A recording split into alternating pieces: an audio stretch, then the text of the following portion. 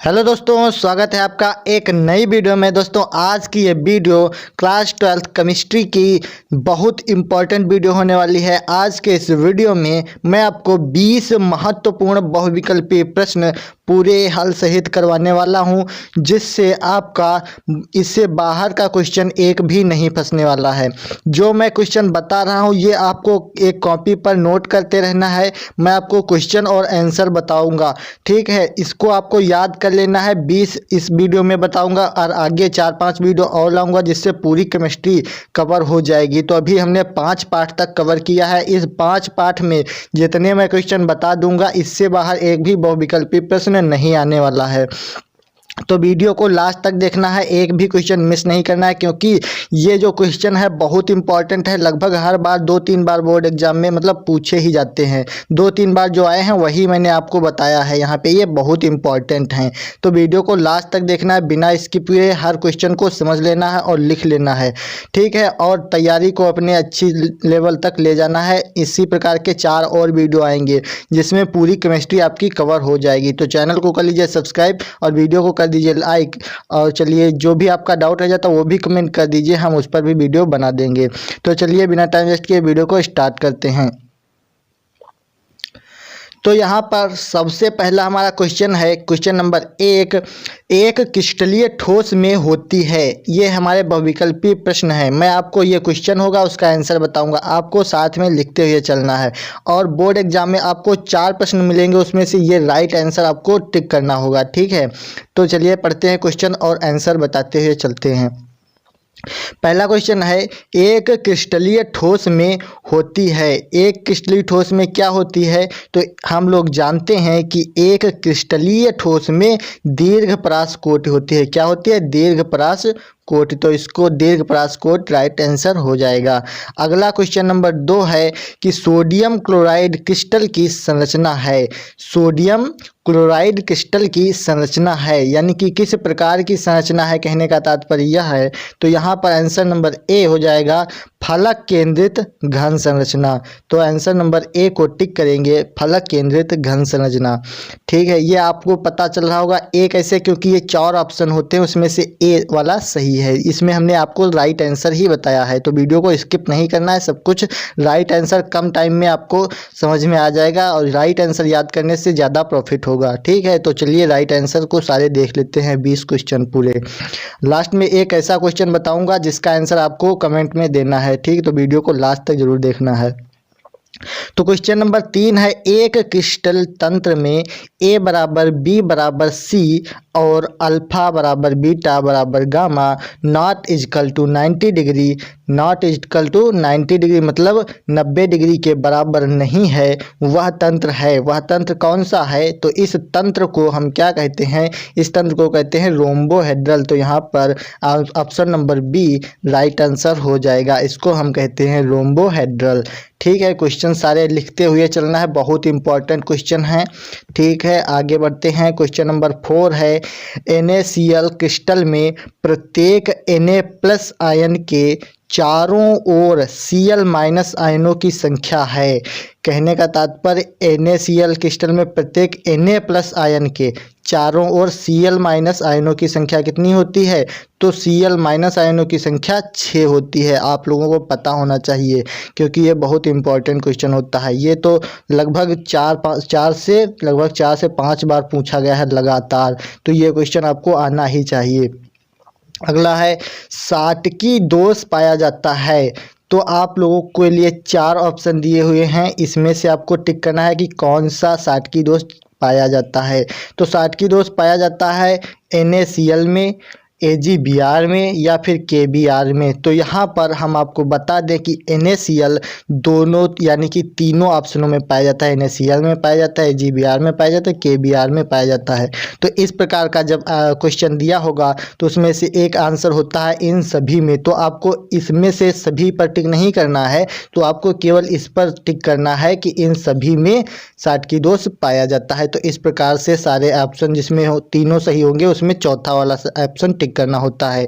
आप लोग गलती क्या करते हैं, यहाँ पर तीसरे वाले पे या दूसरे वाले पे या फिर तीनों पे, तीनों सही लगते हैं तो तीनों पर टिक कर देते हैं, लेकिन ऐसा बिल्कुल भी नहीं करना है। आपको इन सभी में टिक करना है, ठीक है।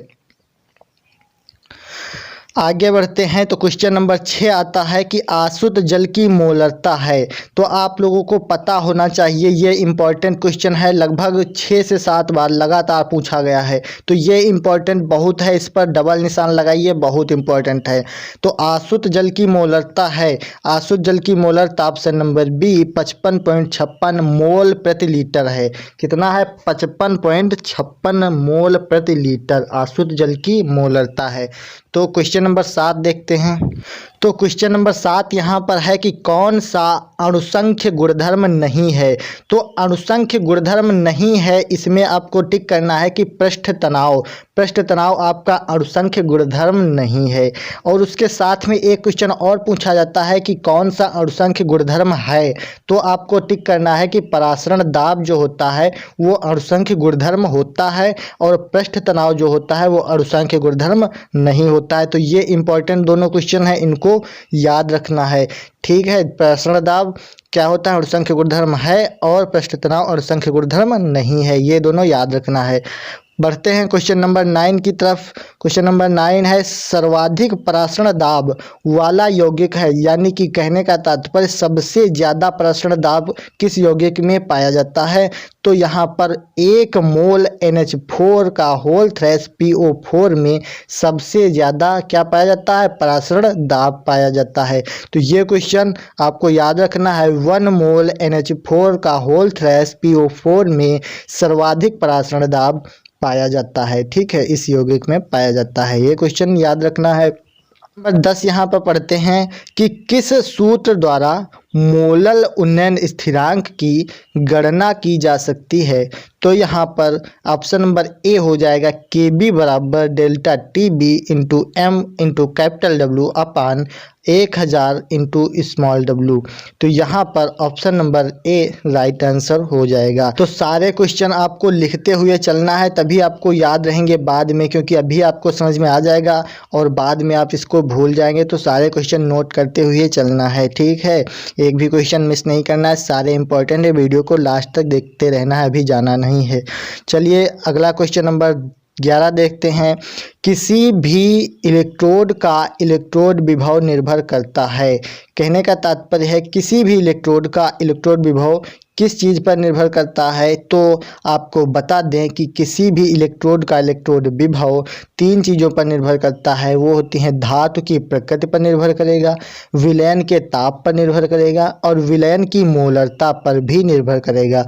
तो इलेक्ट्रोड का विभव इन तीनों पर निर्भर करता है। तो आपको ऑप्शन नंबर डी इसमें सेलेक्ट करना होगा, ये सभी वाला, क्योंकि अभी हमने बताया था जब तीनों सही होते हैं तो ऑप्शन नंबर डी पर क्लिक करते हैं, यानी कि हम ए पर ना लगा के बी पे ना लगा के ये सभी पे लगाएंगे, तभी आपका सही माना जाएगा।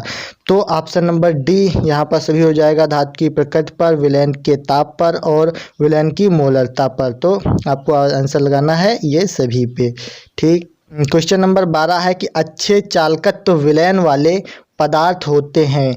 अच्छे चालकत्व विलयन वाले पदार्थ कौन से होते हैं? तो उसमें आते हैं प्रबल विद्युत अपघट्य। प्रबल विद्युत अपघट्य जो होते हैं वो अच्छे चालकत्व विलयन वाले पदार्थ होते हैं। तो यहाँ पर ये क्वेश्चन आपको याद रखना है, इम्पॉर्टेंट है, यहाँ पे इम्पॉर्टेंट लगा लिया कीजिए। ठीक, वैसे तो सारे इम्पॉर्टेंट हैं, लेकिन ये यहाँ पे वी इम्पॉर्टेंट है, वी का मतलब वेरी इम्पॉर्टेंट, ये तो आने ही चाहिए। ठीक है, इसी प्रकार से आपको अभी आगे 20 तक क्वेश्चन बताएंगे, उसके बाद में आपको एक ऐसा क्वेश्चन बताएंगे जिसका आंसर आपको कमेंट में देना है। तो वीडियो को लास्ट तक देखते रहना है। उसके बाद पढ़ते हैं क्वेश्चन नंबर 13। तो क्वेश्चन नंबर 13 है किसी इलेक्ट्रोड का इलेक्ट्रोड विभव निर्भर नहीं करता है। अभी हमने बताया आपको कि इलेक्ट्रोड विभव निर्भर किन चीज़ों पर करता है, तो 3 चीज़ों पर करता है, किसी धातु की प्रकृति पर, विलयन के ताप पर और विलयन की मोलरता पर। अब यहाँ पे एक क्वेश्चन घुमा के पूछा जाता है, किसी इलेक्ट्रोड का इलेक्ट्रोड विभव निर्भर नहीं करता है, किन चीज़ों पर निर्भर नहीं करता है। तो आपको यहाँ पर ऑप्शन नंबर सी मिल जाएगा कि दाब पर। आपको लगा देना है टिक कि दाब पर तो आपको यहाँ पर दाब पर टिक लगा देना है कि किसी इलेक्ट्रोड का इलेक्ट्रोड विभव दाब पर निर्भर नहीं करता है। तो option number C right answer हो जाएगा। तो बढ़ते हैं क्वेश्चन नंबर 14 की तरफ। अगला है कि कौन सी अभिक्रिया शून्य कोटि की है। क्वेश्चन नंबर 14 क्या कहता है कि कौन सी अभिक्रिया शून्य कोटि की है। तो आप यहाँ पर आपको एक इक्वेशन दी होगी कि कौन सी अभिक्रिया शून्य कोटि की है, उसमें से आपको सिलेक्ट करना है H2 + Cl2 gives out 2HCl। ये है शून्य कोटि की अभिक्रिया की रिएक्शन। तो आपको ये टिक कर देना है H2 + Cl2 gives out 2HCl शून्य कोटि की अभिक्रिया है। ठीक है। क्वेश्चन नंबर 15 है कि प्रथम कोटि की अभिक्रिया के लिए वेग स्थिरांक K का समीकरण है।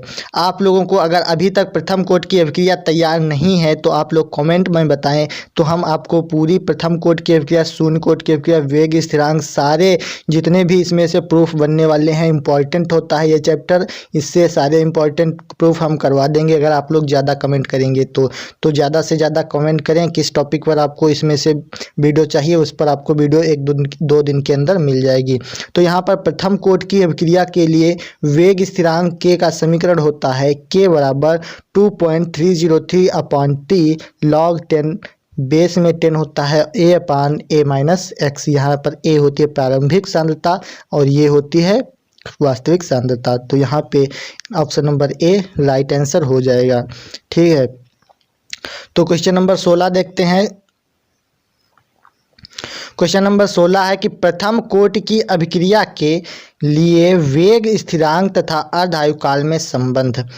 वेग स्थिरांक तथा अर्धायुकाल में संबंध क्या होता है? प्रथम कोटि की अभिक्रिया के लिए होता है T1/2 बराबर 0.6932/K। ये होता है प्रथम कोटि की अभिक्रिया तथा प्रथम कोटि की अभिक्रिया के लिए वेग स्थिरांक तथा अर्धायुकाल में संबंध। यहाँ पर K क्या है? वेग स्थिरांक है और T1/2 क्या है? अर्धायुकाल है। तो ये क्वेश्चन आपको बहुत ही इंपॉर्टेंट कहाँ पे आपको फॉलो करना है, ये आपको न्यूमेरिकल में बहुत ज़्यादा हेल्प करने वाला है। ये भी आपको न्यूमेरिकल में ज़्यादा से ज़्यादा हेल्प करेगा। तो ये दोनों बहुत इंपॉर्टेंट है। V इंपॉर्टेंट यहाँ पे लगाइए और जो बता रहे हैं वो सारे इंपॉर्टेंट हैं, सब तैयार होने चाहिए।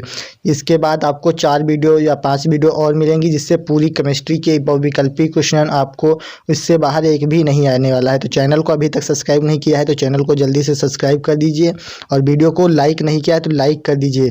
उसके बाद आगे बढ़ते हैं और सारे क्वेश्चन को आपको लिख लेना है। अभी अगर नहीं लिखे हैं तो वीडियो को रोक कर फिर से लिख लीजिए। ठीक है। चलिए क्वेश्चन नंबर 17 देखते हैं। क्वेश्चन नंबर 17 है कि 2H2O gives out 2H2O + O2। यहाँ पर क्या हुआ? O2 अलग हो गया लेकिन सांद्रताएं कितनी हैं? दोनों में आणविकता बराबर है। तो यह अभिक्रिया कौन सी है? तो यह अभिक्रिया प्रथम कोटि की अभिक्रिया है। यहाँ पर आपको समझ में नहीं आएगा लेकिन जब इसको हम आपको प्रूफ करवाएंगे तब आपको समझ में आ जाएगा। फिलहाल यहाँ पर आपको ये याद कर लेना है कि 2H2O gives out 2H2O + O2। यह अभिक्रिया कैसी पूछा जाएगा तो आपको यहाँ पे प्रथम कोटि की अभिक्रिया लगा देना है। आगे बढ़ते हैं। Question number 18। क्वेश्चन नंबर 18 तो बहुत इंपॉर्टेंट है। ये लगभग 4 से 5 बार ये भी पूछा गया है। यहाँ पे भी V इंपॉर्टेंट लगाइए, बहुत इंपॉर्टेंट क्वेश्चन है। तो यहाँ पर कोहरा किस प्रकार का कोलाइडी विलयन है ये आपको बताना है। तो कोहरा आपको option number B right answer होगा कि गैस में द्रव प्रकार का कोलाइडी विलयन है। अभी आपको क्वेश्चन ये चैप्टर नंबर 5 से है तो आपको चैप्टर नंबर जब 5 पढ़ाएंगे तो सब कुछ समझ में आ जाएगा। फिलहाल आप गैस में द्रव ये याद रखिए, बहुत इंपॉर्टेंट बहुविकल्पी प्रश्न है। तो आपको बहुविकल्पी प्रश्न के आंसर बता रहे हैं, ये तो आपको तैयार कर लेना है तब तक। ठीक है। चैप्टर जब पढ़ेंगे तो सब कुछ कवर हो जाएगा। उसके साथ में क्वेश्चन नंबर 19 है कि झाग अथवा फोम किस प्रकार का कोलाइडी विलयन है।